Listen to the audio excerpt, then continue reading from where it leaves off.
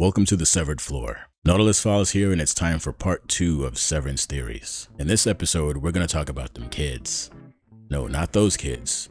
These kids. We're going to take a deeper look at the baby goat situation from season 1 and examine the 3 most popular theories out there regarding them. Or maybe 4, if we have time. Buckle up because we're headed into the weeds, but whatever you do, try to enjoy each theory equally. As always, a warning for the newly initiated. This video will contain all kinds of spoilers that will ruin everything for you if you have not already watched season 1 of Severance. Now is your chance to bail if you aim to avoid that. Save this video to watch later and come back when you're good and ready.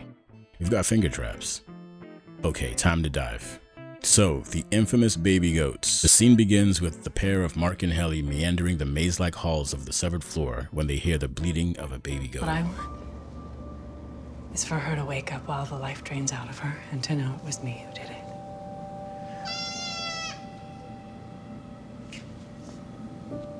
Upon investigation, the two come to a darkened hall where they see the shadow of a kid. That kid walks into a brightly lit room where we witness one of the weirdest scenes in the series so far.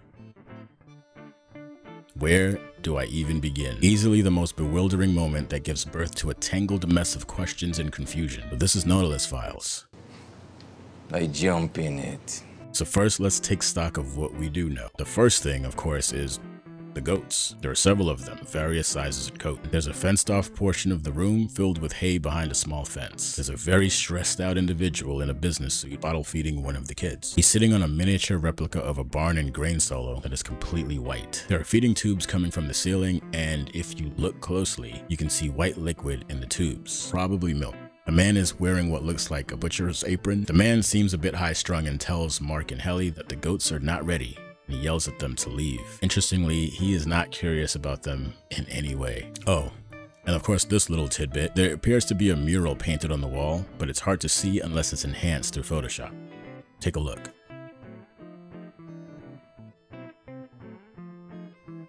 Okay, so those are the facts. Now the questions. Firstly, what the...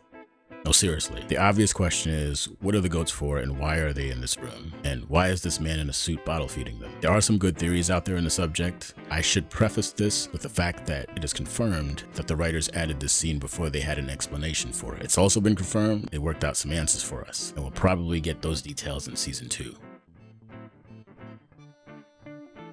Cloning is one of the more popular theories out there. This makes sense because we know that Lumon is into bioengineering, and goats and sheep are often associated with the concept of cloning. It turns out that there have been at least 4 successful attempts at cloning goats in the real world. The presence of goats on the Severed Floor might be an indication that Lumon is trying to clone goats as a precursor to human cloning for use with Severance technology. Imagine severed infants that could be raised to be perfect workers, soldiers, or servants like Miss Casey. It kind of brings us back to the first episode where Helly asked the question, Am I livestock?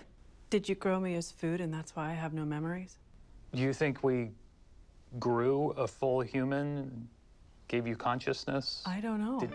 yikes, that one hits different now.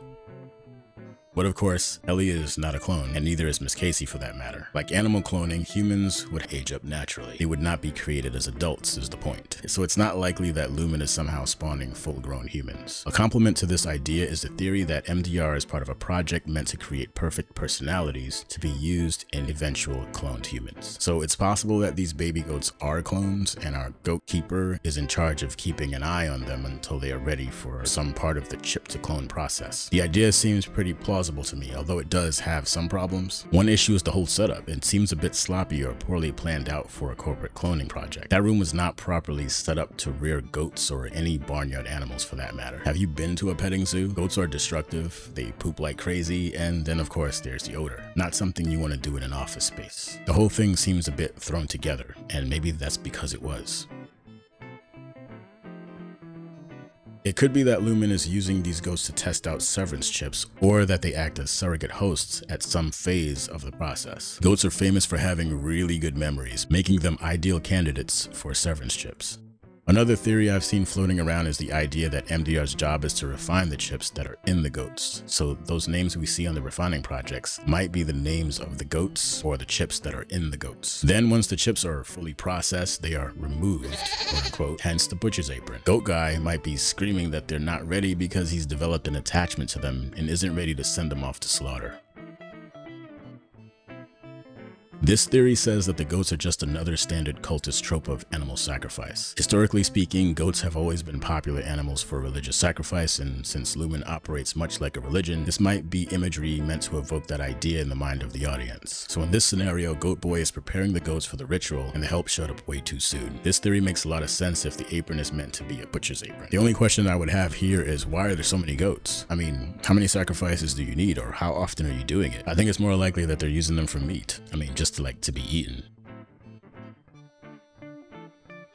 So this theory is on the wild side, but I like it because it does line up with another theory that I'll cover later in a video about what MDR is actually seeing on those computer screens, and why O&D said such weird things about the stuff they make in those 3D printers. The theory is that severance chips can alter the perception of the host, making them perceive reality in a controlled way. If you've ever watched Black Mirror, and I hope you have because it's freaking awesome, there's an episode called Men Against Fire, where soldiers are unable to see their enemies as human, but instead as monsters, making it easier for them to do the job of killing them without hesitation or remorse. This could be something like that. The theory is that those goats are real children, and Lumon being Lumon is into something scandalous involving kids and chips, so they hide the fact that they are real children by making them appear to be goats to the staff in order to avoid adverse reactions from them. Granted, this one's out there, like Rings of Saturn out there, but I think it should be considered because the idea that the chips alter reality perception is very plausible. However, the idea that the goats are actual kids is a tougher sell for me, mainly because real kids do things that goats can't do, and it would be impossible to hide that from an adult human. So that's a wrap. To be honest, I'm leaning towards the goats either being used as hosts for chips in some sort of initialization process, or they're used to test the chips in some way. But what do you think? Let me know in the comments section. Also, let me know what topics you would like to see covered in future videos. If it turns out to be a good one, you'll probably see it. I've got some projects in the pipeline like the Cobalt-Mark connection. Are they related somehow? The Perpetuity Wing and what it might actually really be. The disturbing paintings in O&D, and of course a character analysis of the one and only Irving Bailiff. Side note, I learned far too much about goats while researching for this video. Thanks for watching. Hope you enjoyed this video, and until next time, off you go.